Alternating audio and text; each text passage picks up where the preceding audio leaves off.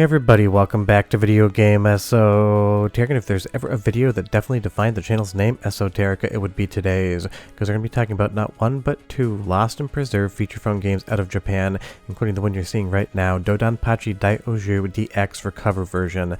This game was for sale exactly for 24 hours in Japan, and just recently it was found on a phone, preserved and made playable in the Keitai World Launcher. And to say a game that was only sold for a day as a special bonus feature, that is definitely esoteric as the description fits. Before we get far involved though, do me a huge favor down below, hit like and subscribe and ring that notification bell, definitely helps us out. And if you feel so inclined and want to support the channel, we got a Patreon link down below as well. But let's kind of preface what this video is, because I feel like a lot of people are going to have absolutely no idea what the Keitai World Launcher is or what these feature phones were.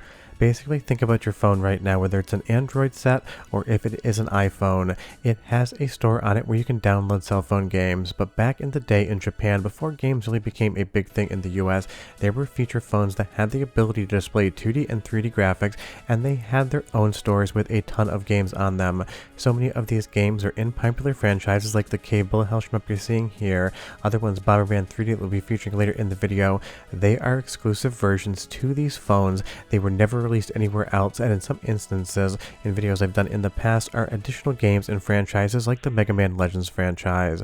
Now, I'm not sure how I'm able to actually play the game this well. I only took a few deaths in the entire capture because every time anything explodes there is going to be lag on the screen. Now, I'm not sure if that's down to the emulation or if that's just how the game actually ran on phones back in the day, but it's one of those things. You have a lot of lag where you don't want it in DoDonPachi, and that makes this incredibly difficult to play, but still somehow I was able to put up a decent showing. You'll see me take a death or two, but otherwise it is working pretty well. But again, something that was for sale of all of 24 hours now being preserved and playable, especially for a company as revered as Cave when it comes to the bullet hell shmup genre, that's absolutely something to be celebrated. And if you're wondering how these things do get preserved, basically people go out and buy batch upon batch of these phones on Yahoo Auctions Japan and just go through them hoping to find a game that's never been dumped before. It is a needle in a haystack situation, but luckily this haystack rendered a great needle. Let's move over to Bomberman 3D for a moment. This is definitely, in my opinion, the better of the two games just because I absolutely love Bomberman, and don't get me wrong, I love a good Cable Hell shmup, but it also runs at full speed. It has a really fun 3D and 2D isometric look to it, and kind of feels a little bit like some of the Saturn Bomberman games that weren't Saturn Bomberman in and of themselves. You can definitely see this is running a little bit slow, but I'm sure that's what it would be like on the phone as well. And trying to actually get control set up, you're on a numpad here, and I hit the wrong key because I was on my laptop. I didn't actually install Keitai World Launcher on my editing PC just because it needs a .NET and Java environment that I didn't really feel like loading up on my actual rig. The software is perfectly fine, just one of those things I usually use a second computer just to keep a lot of this software off of my actual editing machine. But this one, Bomberman 3D, a ton of fun. If you love Bomberman, it is a brand new game, and again, outside of a couple weeks ago, this was a game that was completely lost to time. And the reality is, so many of these feature phone games are still lost. There's been hundreds upon hundreds recovered, but we're talking about libraries that number into the thousands. Think of it this way, imagine finding out tomorrow that there was a platform out there with a ton of games and some of your favorite franchises you never knew it existed. That is basically what Keitai World Launcher is. It is an application to allow you to play these feature phone games, these Java and 3D games, and like I said, 99.99% of them you'll never know actually were out there. And the best part is, at least in the Mega Man's Legend instance I covered last month, some of them even get English translations so you can actually enjoy them.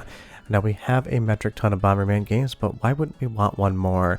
You know, on the channel, I love preservation and I love esoteric rarities, and something like Bomberman 3D and DoDonPachi on these phones covers both of those topics the best way possible. And the sound is good as well, so now we're into our soundtrack sample segment, 45 seconds, but come back, I'll show you more of this game and talk about DoDonPachi as well.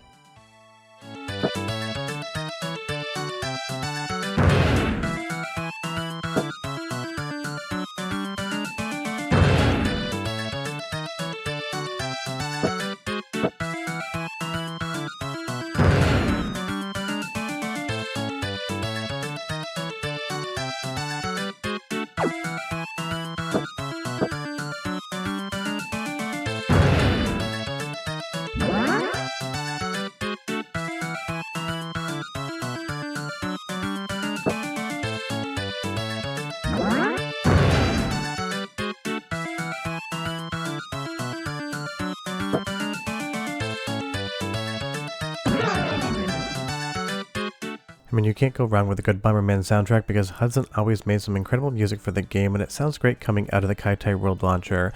Although there is something slightly strange going on with the game in and of itself, but it does seem to be kind of normalized. Sometimes when you load up a board, you will end up in a situation where it is basically unwinnable because you have different random variables as to where some of the destructible items will show up, and at least down here in this little alcove, I got 3 boards in a row where I cannot figure out how to actually get down there and drop a bomb without also exploding Bomberman. So I think it's one of those things, maybe just a design bug, but you leave me a comment down below and you tell me what you think. But do be aware you can get past it, you just have to get a lucky board load here. But it's one of those things, I think of this as maybe one of the most esoteric things you could possibly get out there. Then I have to remind myself that I hunt down prototypes and lost games for the 3DO M2, a system that never actually technically released outside of arcades, and one that nobody has any hardware for, and emulation is spotty at best on the arcade side of things. At least you can download Keitai World Launcher and play these today, and even if something like this version of DoDonPachi was only for sale for 1 day, there's a lot more people that can actually enjoy these because they've been found than all of my cockamamie work on the 3DO M2, because again, you have to have hardware and you're talking about maybe a minimum of $5,000 to $30,000 to get into it, so it can be a little bit crazy. But cave fans are absolutely going to be stoked when they hear this, and this news kind of just came and went. No one ever really noticed it. I don't always cover the Keitai World Launcher games because a lot of times they're just not properties I'm interested in, but if you know me and you know the channel, I love a good bullet hell shmup, and I absolutely love the Bomberman franchises. Bomberman Saturn and Bomberman Hero are 2 of my favorite video games ever made, so honestly getting an extra one, why not? But I don't know, and if you do know, leave me a comment down below. Is this slowdown supposed to be here? I've seen other captures from the actual people that preserved it, and they have it as well, but I'm just not sure if this is emulation slowdown or if this is what it was going to run like on a feature phone back in the day. So on the extremely rare offhand chance that somebody is watching this that was from Japan and played this on their phones back in the 2000s, just tell me down below what I should expect here, because I'm assuming it probably ran slightly better than this, because Java really isn't something that gets used often all the time anymore, and it was one of those things even back in the day when it was used for games, it definitely wasn't the most performant platform out there.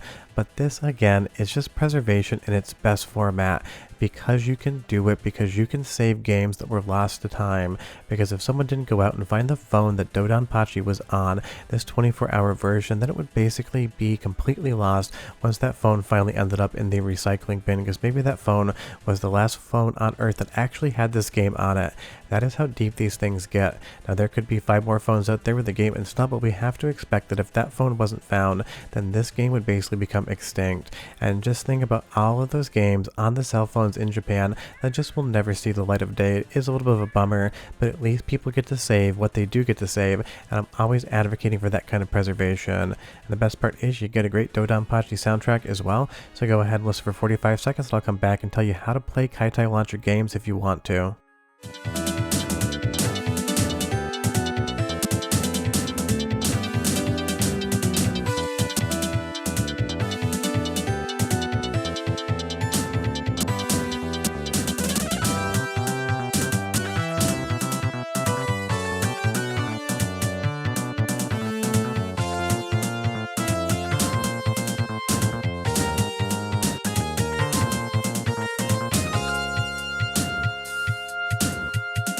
Definitely some fun music, and again, it sounds good coming out of the Keitai World Launcher, so if you do want to check these out, I have left a link in the description below to the website where you can actually get the launcher, and that basically self-supplies the games. The companies have not asked to be removed, because I'm sure most companies forget these things even exist at this point in time, because who remembers the games that they contracted out to be made for Japanese cell phones? Now you're going to need a Java environment as well as the .NET software, and the launcher will prompt you to install those if you don't have them, but I'm not really going to do a tutorial on this one right now unless a lot of people ask me for it, because I just think it would be a metric ton of work and not many people would actually go ahead and install it. But if you really want to see it, leave me that comment down below and maybe even I will do it. But it's one of those things, just go through the Keitai World Launcher software platform, you're going to see a ton of recognizable names. There are games that never saw release outside of these phones in some of the biggest franchises in gaming, and that is definitely good because I love preservation, I love saving old games. Obviously I do it on the channel every chance I can get, and to me this stuff is just absolute catnip. It's rare, it's esoteric, and it is now available to play for anyone who wants to play it out there, and that is amazing. We're done. I'll see you next time. Bye bye.